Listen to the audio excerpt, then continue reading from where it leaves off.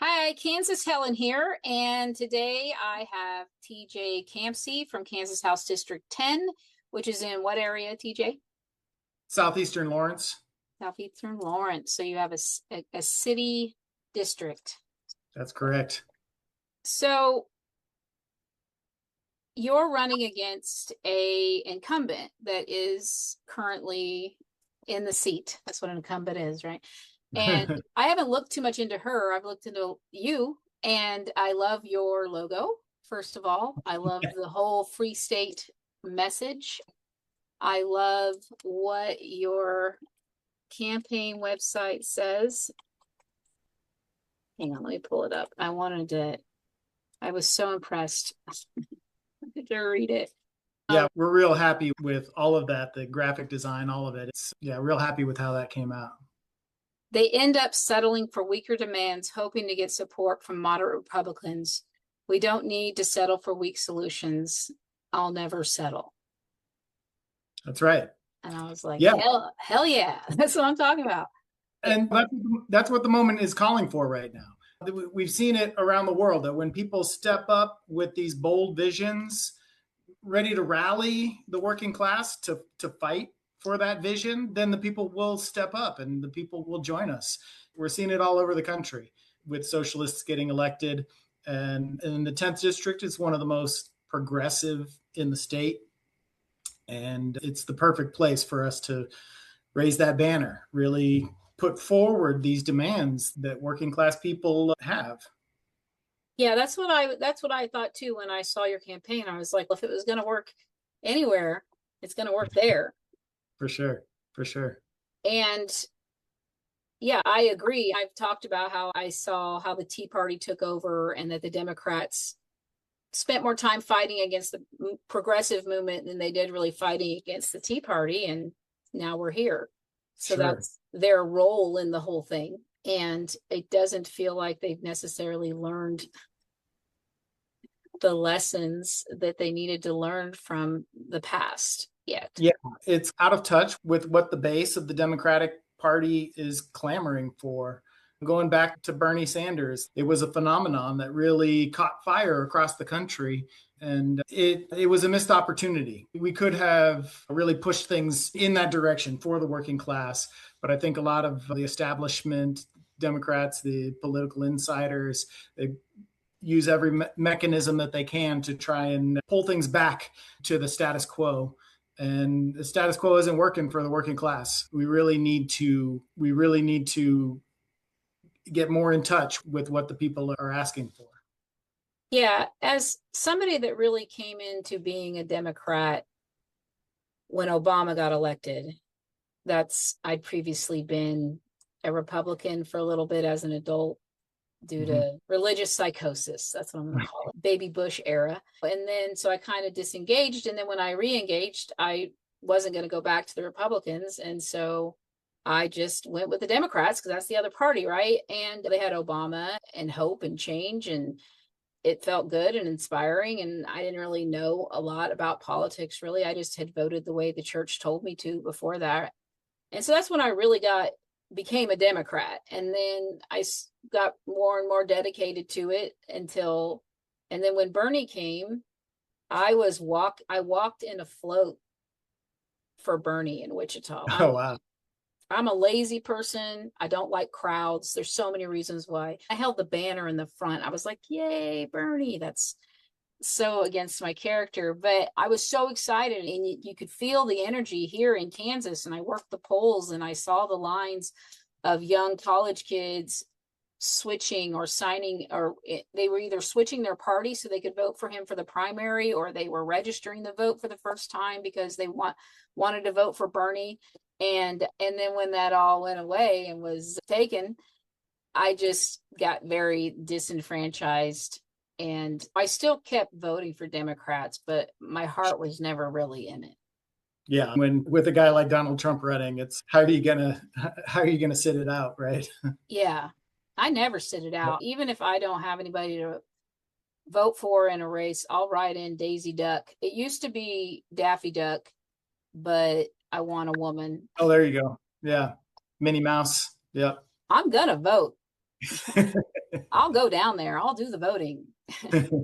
I'm not throwing it away. I really wanted to get, if I ever had time, I have too many things going on as it is, but I would really like to do a none of the above campaign, like from Brewster's Millions. And so to give these places that don't have contested races, or they just don't want to vote for anybody, but they still want to have their right to vote, you just write in none of the above. And I'm curious because I know if you get more than 5% as a write-in, it's on the official records. So I don't know if that has to be the name of a person.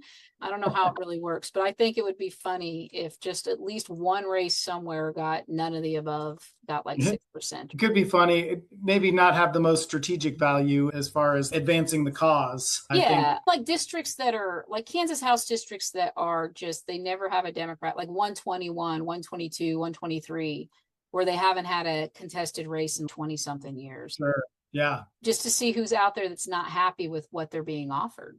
And it would help to go out, find out who's out there, talk to the people out there and see what kind of organizing can be done out there. Yeah, there's people working on it. They're working on organizing county parties and stuff, Yeah. and they'll make their way out there. It's just I would love to. It's always on my radar to try to figure out kind of what's going on out in Sure. that area. It's hard for me to get out there and spend any. I don't know anybody there to talk to about it, and like you just go there and walk around. You're not really going to feel it, and if there's no Democratic Party out there to contact, it's like, how am I supposed to find, just walk around being like, are you a Democrat? Would you like to be a Democrat? I You know, don't know. there might be union members out there. There might Yeah. be NAACP, other organizations outside, all of the progressive and pro-democratic forces that might have some kind of membership out there. Yeah. Um, I've been you looking. know, I've been trying to, because I was trying to find people to run for Kansas House districts. sure. Yeah, I knew Um, it was an effort to. I think we picked up a few more, didn't we? I know I personally got 3 to run All right. in, Yeah, great job. in the Wichita area. 2 of them, the, I'm their campaign manager. I'm helping with their campaign. I'm just their number one volunteer. Like Sure. people always want to put so many labels on me. And I'm just like, I'm just a helper. You call me Yeah. what you want. Yeah, I don't have, I guess you could say I'm managing this campaign myself, but I have volunteers that have tons of experience doing this sort of thing and organizing. And that's what's really kind of driving this campaign is the volunteers. Yeah, I can't really help them with that aspect. I'm not someone that's going to canvass and make phone calls. That's why I'm not going to run for run. I'm not going to do that. It's not within my right. I'm a behind the scenes person. And Yeah. so, yeah, I've gotten all their stuff set up. I'm monitoring their email, kind of making sure that their events, they don't miss things, or help them with event planning. And I train volunteers if we had them to go canvas with them, stuff like that. But yeah, there's not much I can do for them. Really, they have to go knock the doors. They have to have people motivated to go knock doors with them, and they have to do that. They have Yeah. to make videos, they have to make the content, they have to show people who they are. They want to see their words, not mine. So Yeah, that door knocking it's so important, but it's also so rewarding too. Even going out there in this Kansas humidity, it's still just talking to regular people, hearing their concerns. It's been like the message has been so well received. There's so many people in the 10th district who really have just not been happy with just look at what's been going on the last year and a half with the Trump administration and with the GOP in Kansas, all of the attacks on our democratic rights, on our human rights, on our trans siblings and neighbors. It's been absolutely brutal, and people have been just horrified with what's going on. And most of the resistance to that has been in the streets. Here in Lawrence, we've got a weekly rally that happens every Sunday down in downtown Lawrence on Mass Street. And they've been out there every Sunday for the last year and a half. And No Kings, Hands Off, all of these rallies that for the first time in how long we've had May Day rallies celebrating International Workers' Day. Is just the upswell of popular resistance to the MAGA regime's fascist attack on our rights has been amazing to witness and to participate in. But we haven't seen that same kind of energy from our elected leaders. And so that's really why I've decided to get into this race. Is we need leaders who are going to stand next to that popular movement. Yeah, I think that we need leaders that come from the people and aren't out of touch. How long has the incumbent been in office? She was elected in 2024, so Okay, so not too not very long. Most of her career before that was as a lobbyist in Topeka. Basically, came into office through her connections in Topeka. There wasn't really much of a challenger in 2024, like a challenger. It was an open seat. There was a guy who he raised maybe $800 and ended up getting 180 votes. So I think this is really the first race that the incumbent has had to run. I think maybe she didn't take me very seriously when I first announced, but when I got my first union endorsement with the IBEW 226 in Topeka, then it became very real, and which can only be healthy for a democracy. To You can't get comfortable in a seat, and this is a seat that's easy to get comfortable in, especially if you've been a lobbyist in Topeka for that long and you have those connections. If no one's going to challenge you, if you're never going to have to run a real race, then you can get comfortable. And no one's entitled to their seat in public office. The seat belongs to the voters in the district, and they're the ones who give the seat to whoever is sitting in it. And so here I am, Yeah, challenged. I think they can get complacent. I think that if they are in safe seats where they're not going to be challenged, especially if they were never, there's some that they've technically been voted in, but they've never had a challenger from either party, or they've never had any challenger. So how nobody's really had the chance to vote for or against them until you challenge them. Then we know for sure that the Yep. people chose that person, right? Okay. So without a choice, I would be so bummed if I ran and then had nobody running against me and had to run a campaign with just me. I wouldn't even, I'd be like, vote for me. Yeah, no, you got to, that's the best way to be held accountable, is to actually face some challenges from people in your own district. Yeah. We've both got our positions. When we're making our cases to the voters in the district, and we'll see. We're only a little less than 3 weeks away from finding out who the voters want to go with. Do you have any like specific things you would have done differently than she did in her tenure? I think the biggest thing is we really need to be putting forward this working class vision. This message is the thing that people talking to voters in the district. When I've been knocking door to door, we've knocked over 4,000 doors, and the result, the response has been overwhelming. Like how much people are ready to hear that can care for all, a democratic bill of rights, a labor bill of rights, a public housing trust. These things are things that people really need to rally around, and the working class will fight if we give them something to fight for, and not just in the 10th district. I want to go out. We want to organize voters in every district, in rural districts and swing districts, to really turn the screws on the GOP to say, look, talk to your representative. They're holding up this legislation that will benefit you, your interests as a working person. And if we can really build that broad, multiracial, multi-generational, gender diverse working class coalition to really turn the screws on the GOP, we can actually get some of these things passed. I don't think it's enough to propose the legislation, put it out there, argue for it in the committees and on the lectern, and then knowing that it's basically going to go nowhere because you're in the minority. And then you come home to Lawrence and say, we tried. We did all we could, but we can actually do more. What more could we do? That's Not that I don't believe you. I'm just curious. Sure. No, That's what I'm saying. Actually organizing that broad coalition. Like you were saying, there's counties that are getting new Democratic chairs, but also it's got to be more than just Democratic Party infrastructure. It's got to be the labor unions, and they don't have the best density in some of those rural districts. And so we've got to look to other democratic and pro democracy and progressive forces that do exist out there. Like I mentioned earlier, the NAACP, other organizations like that, League of Women Voters, I guess they're 501c3, so there's not a lot of political work they can do. But yeah, those political organizations that have members that are out there, that we can work with them to rally people around this vision that you.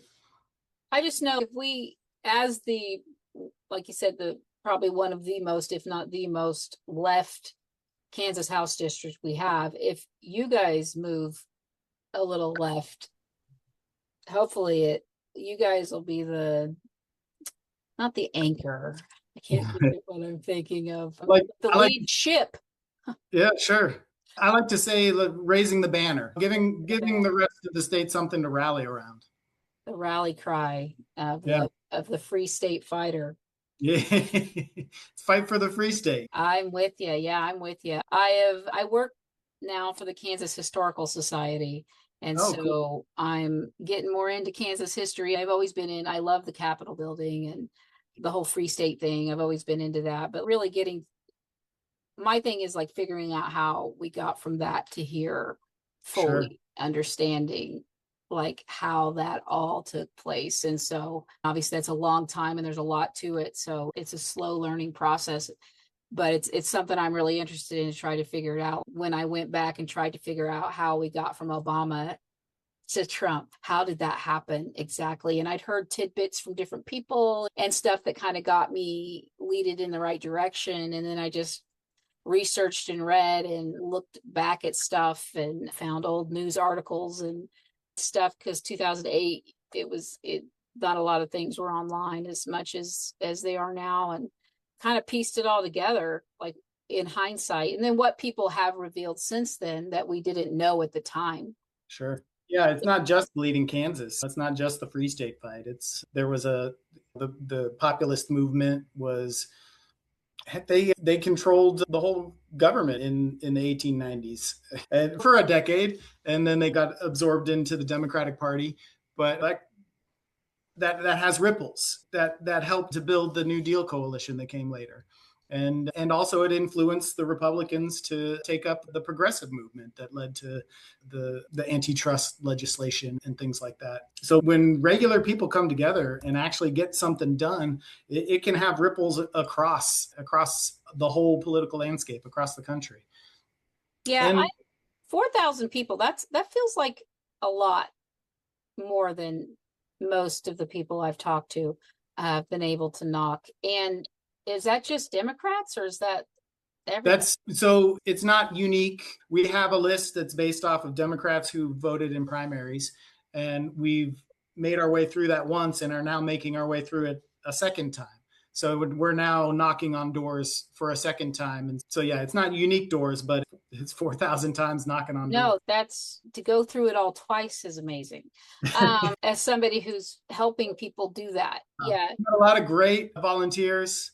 And every weekend we've got at least 6 volunteers. And me, myself, I'm out there 4 or 5 times a week, knocking on doors, sometimes covering multiple turfs on the weekends.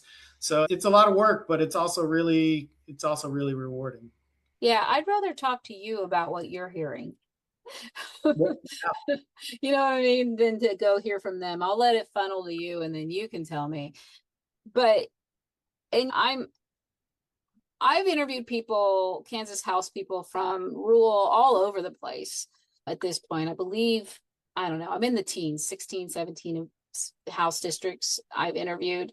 And what they're hearing at the doors is the same all over the place. It doesn't matter. The issues that people are worried about are all the same issues. Yeah, keeping a roof over your head, keeping food on the table. Healthcare and people have a lot of concerns over data centers, and people bring up the constitutional amendment on the ballot. on the 4th. That one is one that people in Lawrence, at least, are really concerned about. Oh, they're very concerned everywhere. Yeah. I am online a lot. And I know you can't tell everything from comment sections and things like that because algorithms, but I don't use social media the way most people do. I don't just go and scroll my social media very often. I'm looking for specific thing. I'm going to specific groups, and I'm members of groups all over the place. I follow all the politicians that don't block me, and I'm blocked by a couple different people, but I'm blocked by people. I'm blocked by people on both sides too. It seems to me that public servants probably shouldn't block people. Yeah, even as candidates, they shouldn't block people. Yeah. Yeah. Maybe with candidates, that's one thing, but if you're an elected official, you really shouldn't be doing it. Yeah, it's not. The thing is like, especially since I'm like doing it under Kansas Helen, I stay pretty professional. Now, I did get blocked by the Sedgwick County Republican Party, and I deserved it. And I knew I was going to get blocked when I made the comment because I said, what, see you next Tuesday runs this page. Like that. I didn't say the word, but they know that. Yeah, they knew what because they just caught me and I just lost it. And that's all I said. And I knew when I hit post, it was going to get me blocked. But they haven't blocked my Kansas Helen page. But yeah, I don't think they should be so easily blocking people. I don't like the way some candidates and some elected officials, but like I said, it's not just, obviously the Republicans are worse than the Democrats, but I do know candidates on both sides. It's just arguing with people or personally attacking them or calling them stupid, things like that. As a candidate, I guess let them show it so we can, but the thing is they block any opposition that doesn't agree with everything they post. That's not what we need. Definitely started to attract the trolls as my profile has gone up, and it's tough, but it's part of being a public figure. Trolls can be helpful. I like my videos of these interviews are generally very, honestly, they don't get a lot of views because they're not upsetting people most of the time. But I interviewed Bryant out of Wichita, it's a neoliberal. I don't know if you know him. He's in Wichita. I'm not sure he's super left. I'm not sure if he's an anarchist or a communist or he's interesting and extremely intelligent. And it was a great interview, but it set some people off. And then people got into it in the comments with him. And so those videos got a lot of views. And so that engagement. Yeah, that's what drives a lot of that online vitriol is the engagement. But yeah, I think there's a difference between trolls. I know trolls, like Exposing Wichita gets a lot of trolls, trust me.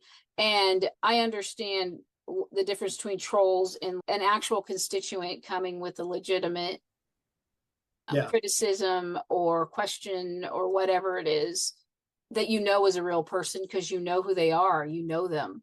To block them or call them stupid or anything like that is just if I was running and somebody really made me upset in my comments, I would probably just ignore them. If it was blatant and horrible, I might delete it. I'm not going to block them. Sure. I've deleted a comment or two from Kansas Helen, but I'm not going to attack them. I'll ignore them if I don't have anything constructive or good or nice or anything to add to say to it. And I'll leave it there. And if somebody else wants to go in there and say something to them, that's up to them. But if it's in good faith, I'm going to respond.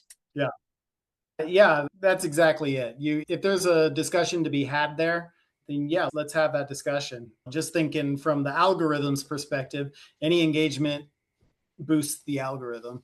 And so there's an incentive to really get in there and just duke it out. It's like you were saying with the other person that you interviewed. It sounds like he really went in there and fed the algorithm, really, which is great for your views, but is also great for Zuckerberg. Yeah. It's like, I don't really care about clicks and views. I don't make any money off of any of this. In fact, it costs me money, but it's more about, I want the message to get out there. And I Sure. want people to have Yeah. these conversations. And we need people like Brian to keep pulling us left and to keep us from going all the way too far over. And I see the value in everybody's perspectives for the getting out there on the left, all the different left perspectives, right? Because there are so many. And that's the thing about, like, the right kind of has two now,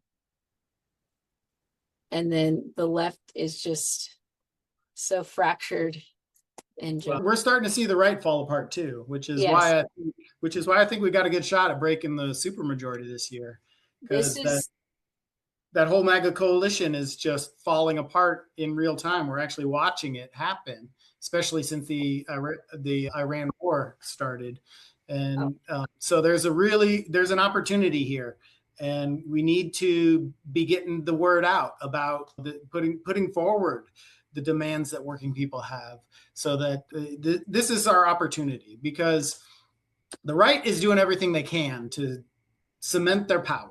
They're all of these mid-decade redistricting that they're doing. All of that is so that they can hold on to more power, and every little bit more power they get gets them closer to enacting this terroristic dictatorship that they want to hold over us. And so this is really the stakes are very high right now. We've really got to get out there and put forward an alternative message that really resonates with people. Just this status quo thinking, the faith that our institutions will carry us through it. The institutions can only get us so far, and these attacks that we're seeing are a big threat to that. yeah, I think that, like I was saying earlier about all the different groups and all the people I follow in the comment sections that I look at and all the different social medias, and then I have very good pattern recognition, right?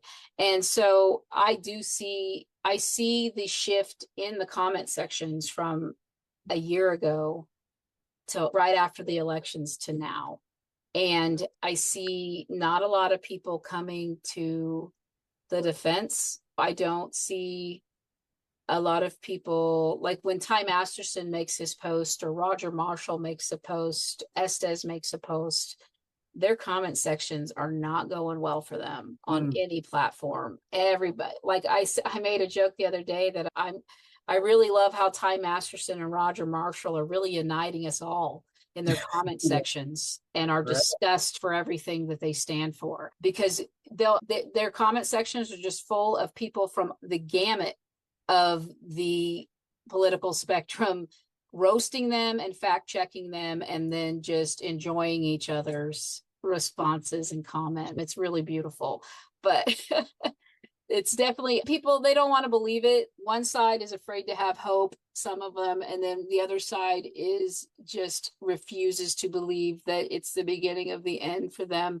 And there's an extinction burst happening, right? So that means they're going to get louder and louder, the ones that are left, because they don't want to die off. But I see it. I see the pattern. I see it, like in Kansas. I see the comment sections. I hear from the people that are knocking doors, both candidates and their volunteers, and all the other organizations. There's other organizations that knock doors for the vote no. There's people that League of Women Voters has their own things they knock doors for. And I talk to all kinds of people, and the citizens they're talking to, it's enough empirical evidence for me, even though I can't aggregate it for you, that it's true. It is the beginning of the end. If it's like this in Kansas too, it's got to be even better everywhere else.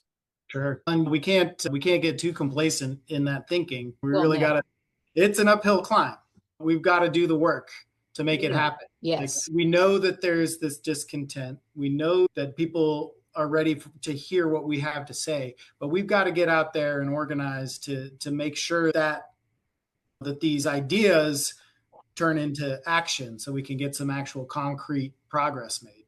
Yeah, the way Bryant explained to me is that there's a crack, and I got to be the cleaver. I got to be the cleave. I got to break the crack open.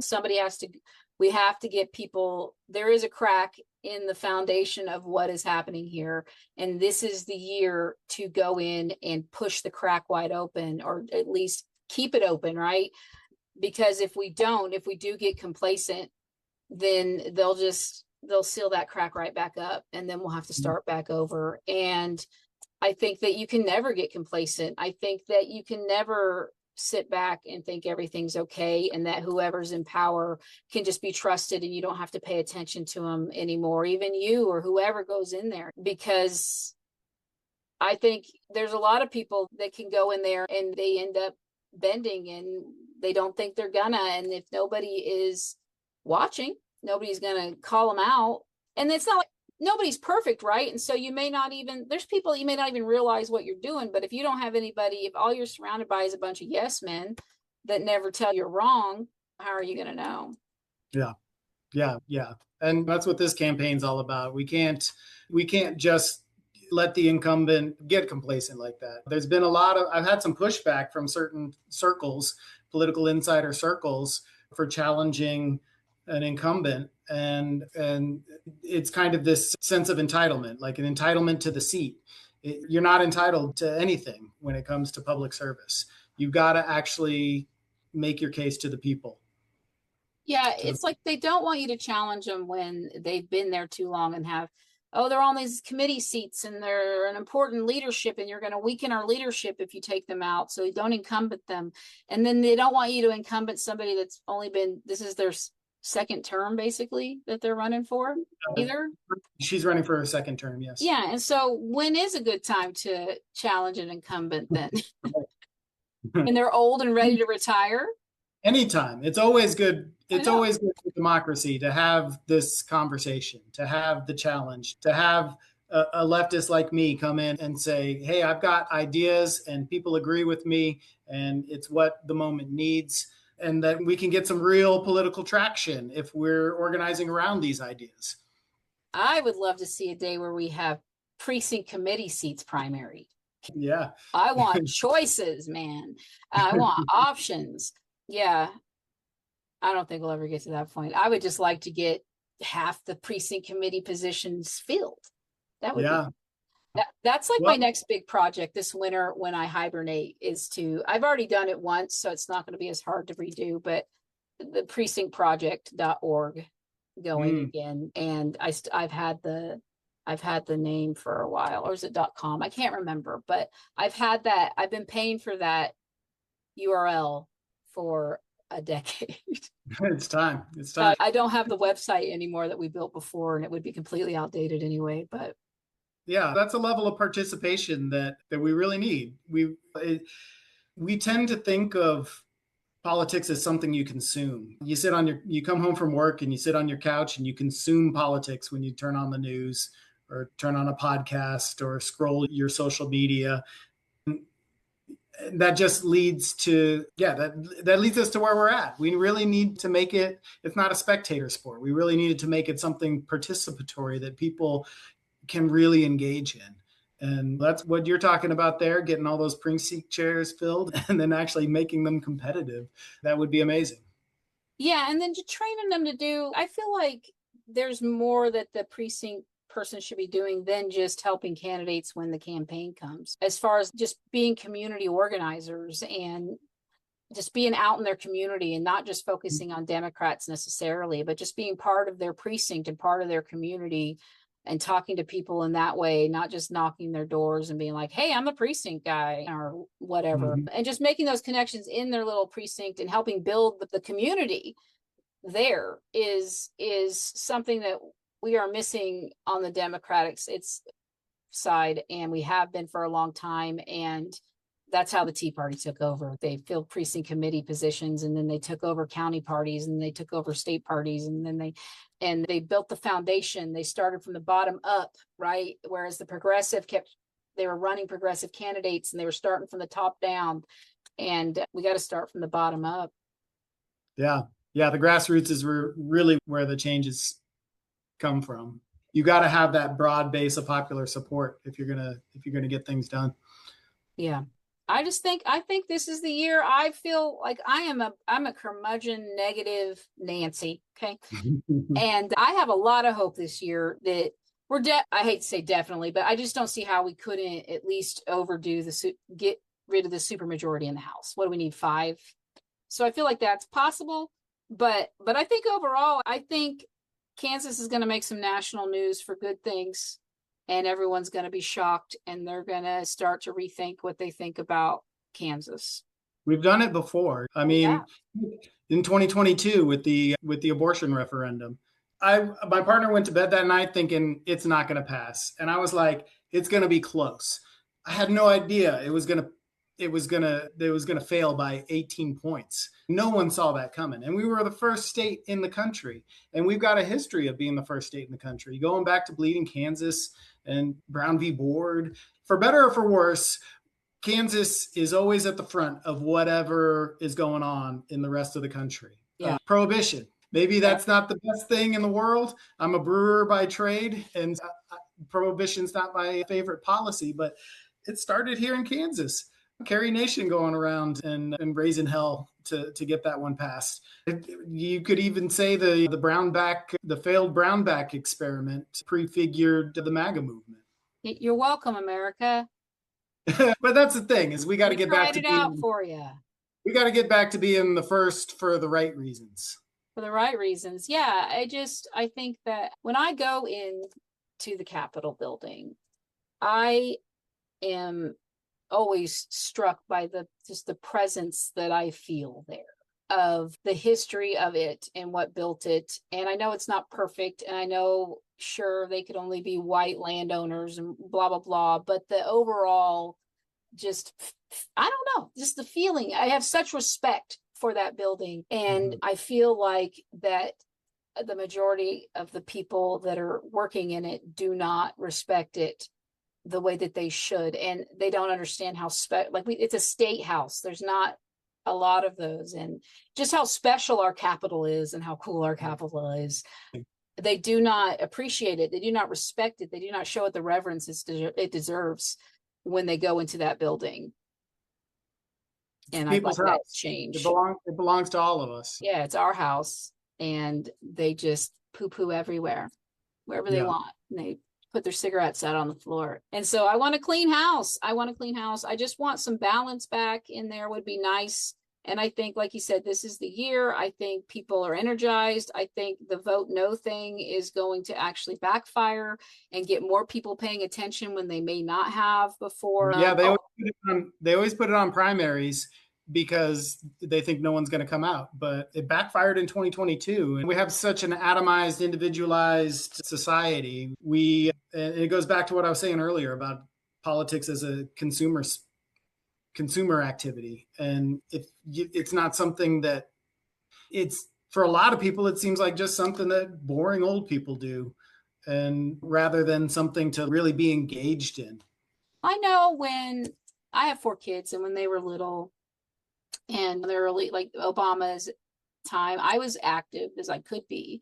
But yeah, it was hard because they make it not easy, especially like when you start talking about city councils and things like that. They don't just talk in normal words, and they could. There's just no reason for all that silliness. And Reason yeah, most of Congress are lawyers, right? There's a reason for that. yeah, Because they've got this language, this professional jargon that they use that kind of alienates the rest of us. yeah, it's ridiculous. I don't think that it's just unnecessary, and we all know it's unnecessary, and it's just silly at this point. And it feels like cosplay almost. They should have the white wigs on or something. Point of order. Blah, blah, blah. I'm like, oh my gosh, have we never done a group project before? We all went to college. We did group projects, did we not? Yeah. This is just a really big group project. There's a role for policy experts to inform what's going on in the legislature, but yeah, we need to get more regular people in there who are really tied into what the needs of the working class are, to really put that voice forward. And yeah, like we consult with people who know how these policies work. That's great. That's important. Very important. But it doesn't need to be a prerequisite for holding the office. Yeah, I think that the biggest thing is knowing who the people you need to bring to the table are, and then bringing them to the table. Right. And because when I interviewed for different positions with the state, I'd ask them a lot of questions in the interview because I was just curious how it all works, right? I've always never worked for the government. And so it's pretty shocking that they will move an entire department from one bucket to like Department of Labor to Department of Health and Human Services, whatever, you know what I'm saying? They will take an entire department and move it because in their heads they see a bucket of money, and that bucket of money makes more sense under this bucket of money, and they don't even talk to the department heads. Wow. Wow. I'm like, how do you know where it should fit if you're not talking to them? And this is Right. a both sides thing. They both do it. They like they're all bracing for the governor election, right? Because it doesn't matter who wins, it's going to be someone different. Right. And anytime there's someone different, they always come in and think they know how to do stuff. And there's certain departments that every single 8 years or 4 years or however often the person comes in, they want to move them somewhere else. Yeah. And yeah, so there's certain departments that just brace for this every time there's a new governor because they know they're getting moved. They know some sweeping change is going to come into their department, and they're not going to talk to them or ask them what they think the solutions are, not even the head of the department, which is just absolutely shocking to me. Yep. Yeah, it's wild. It's wild. It's so wild. I think we need more social workers. We need more union people. I love getting union people in office. They know how to talk about how to organize, know how to fight for things. Absolutely. I've been talking to a lot of them and telling them, like, when we're talking about this Democratic Bill of Rights and this Labor Bill of Rights that I'm proposing, I'm going to have all of you come to the table with me from the ground up. What are the needs what do we need to include in this Labor Bill of Rights and this Democratic Bill of Rights so that the working class majority can have more of a say in government and the economy? Yeah, for the people, by the people, right? And the people of Kansas are not lawyers that are rich. That's kind of the sentiment it's like some of the Republican base is almost getting it when they're like, they don't want lawyers. We should get to vote for Supreme Court people, not lawyers picking them because lawyers are this and lawyers are that. And I'm like, in this case, I would agree that we should have lawyers deciding that. But you might want to think about that when you're voting for elected officials that maybe That's we shouldn't where have lawyers in there. Yeah, that's why we have these different branches of government, right? Let's let the experts do the judiciary, make these all of these interpretations of the law. But when it comes to the ideas and the bringing all these ideas together to make the law, that's where we need input from everybody. Yeah. We need policy experts, but we also need the regular people in there too. Yeah, we need to bring everybody impacted to the table if we can, or try to get as many of those voices heard and their opinions as we can to make the proper decision about what is best for all those people. If I want to move my house, I have to talk to everybody. I can't just come in and be like, hey, we're moving and we're going to go live in this house over here. Pack your stuff. We have to make sure that they like that and that's the right house for them because there may be something I'm not thinking about. Nobody Right. knows everything. You can't possibly think of everything. And I think that it's just become a game for a lot of people. It's become about winning and losing, and it's like a sports team. And they want people to know their name. They want to see their name on signs. It's all about it's their own ego is what they want. And sometimes they may not start out that way. They may start out really hopeful and thinking they're going to go in there and do something, but they get in there and they just start listening to the other people because maybe they don't have enough experience in whatever it is, life in general, right? They don't have organizing experience or some sort of experience in organizing the community or doing any of this stuff. And so they go in there and they kind of take the lead from the people before them. And then that just perpetuates everything that's been going on. So I want people to go in there that have strong opinions, that have strong core beliefs that they've believed and stood by. A lot of values too. I can see it'd be easy to compromise your values because all these different voices, you're going to have to make compromises, but you can't compromise your values is the biggest thing. Yeah, I feel it in my gut when something's off, when it's wrong. I'll ask a question until my questions get answered and I feel satisfied. I'm not going to vote for something. Sure. I would vote for you. I'm going to finish up here. I would vote for you if I was in District 10. You have a very exciting campaign, and I really need you to win so that you guys can help us move the rest of us. Yeah. Yeah. I would love for some you get make national news for flipping a seat or something. I think you got that kind of energy. And I think you got that kind of energy of people behind you too, just from what you've told me now, from what I've seen online in I'm watching. I'm always watching, Campsey. And I'm The gonna be watching if you win too. I of Helen of Kansas Helen. And I'll have this video and I'll remember clips and I'll send them to you and be like, remember when you said this, Campsey? Remember Yep. when you said this? What was Yep. that vote? And Yep. I'll do it publicly. I'll tag you and everything. I'm gonna email you some quiet email. I love it. Hold my feet to the fire. I will. That's my favorite thing to do. So, but thank you so much for joining me. And like I said, it's just a conversation. I really didn't have a lot of questions. You've done a great job of putting all your stances and who you are and what you think out there.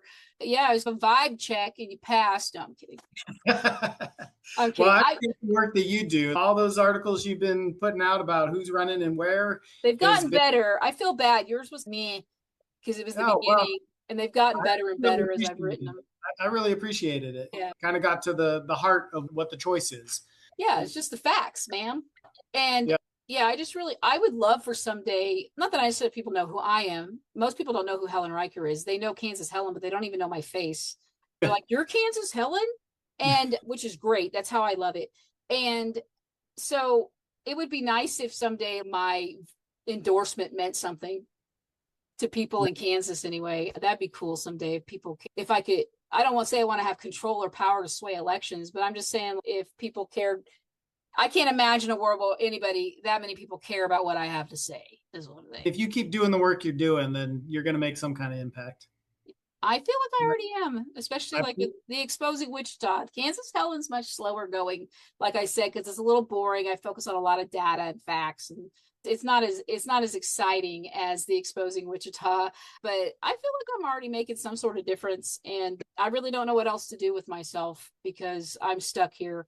And I've tried to escape Kansas, and I'm here, and my kids are here, and now they're having kids, and I might as well do whatever it is I can within my wheelhouse to make it. Yeah, I've never even really had a serious thought of leaving. I just really love it here. The history and the culture. It's a really beautiful state. It's very easily overlooked, but yeah, especially the rich history. I just love it. I do love the history.